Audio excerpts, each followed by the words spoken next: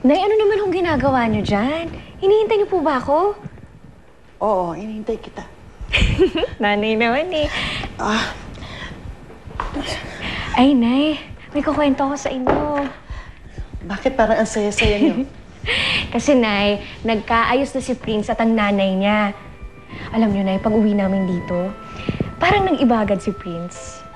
Yung parang ang gaan-gaan niya. Tapos parang nawala yung problema sa dibdib niya.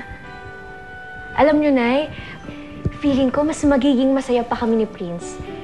Kasi wala na yung dinadala ng problema eh.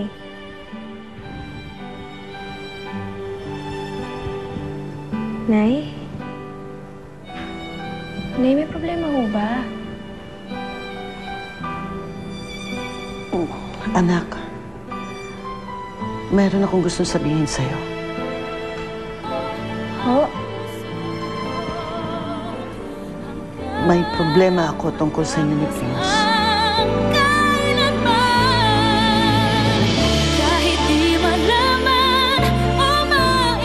Kasama ko siya.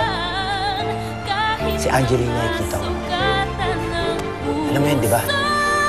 Si Angeline ang dahilan kung bakit girlfriend si Lira.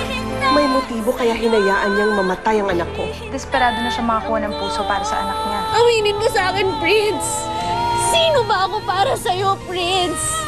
Pagkasama mo kung sino mo nakikita mo, ako o si Angeline! Sinungaling! Haya ka! Pinatay mo ang anak ko! Miss Raido Banahag, may dala kami warrant of arrest para sa salang pagpatay. Kriminal ka! Wala akong pinapatay! Pinatay mo ang anak ko! Huwag ka namang sinungaling! Pinatay mo ang anak ko! Sandali lang po! Sandali lang po!